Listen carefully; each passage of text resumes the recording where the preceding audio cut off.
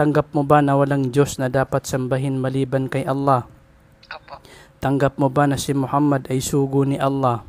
Opo. Tanggap mo ba na si Hesukristo ay hindi siya Diyos at Panginoon bagkus siya ay tao lamang na sugo ni Allah? Opo. Tanggap mo ba na totoong may paraiso at impyerno sa kabilang buhay? Opo. Ashhadu Asyhadu alla alla ilaha ilaha illa illallah Allah Allah wa ashhadu wa asyhadu anna anna Muhammadan Muhammadan Abdullah Abdullah wa rasuluhu. wa rasuluhu.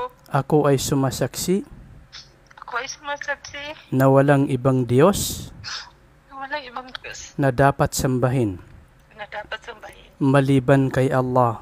maliban kay Allah. At ako rin ay sumasaksi At ako ay sumasaksi na si Muhammad na si Muhammad ay sugo ni Allah. ay sugo ni Allah. Okay, sister, binabati kita. Ba't po kayo naiiyak, sister? Parang kinilabutan ako eh. Bukal sa iyong puso yung pagmumuslim ninyo. Allahu Akbar. Sister, lahat ng kasalanan mo ay pinapatawad na sa iyo ni Allah. Pagkatapos mong yakapin ng totoo at taos puso sa iyong puso ang Islam. Ngayon, sister, magpakatatag po kayo, ha? Kahit na anong mangyari, huwag niyo pong isuko ang Islam. Kasi pinili po kayo ni Allah na makapasok sa Islam. Hindi po lahat ng tao pinipili ni Allah sa Islam.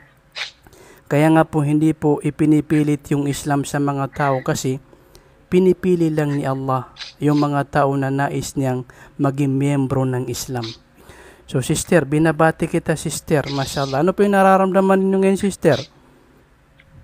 Parang gumaan yung pakiramdam ko. Allahu Akbar. Dalangin ko kay Allah na maging matatag po kayo sa Islam hanggang kamatayan. So hanggang dito na lang sister. Muslim na po kayo sister. At isa sa buhay niyo na lamang po ang Islam. Pag-aaralan niyo po ang Islam step by step. Okay? Tulungan Sige. niyo po ako. Sige po sister, inshallah. Tutulungan kita.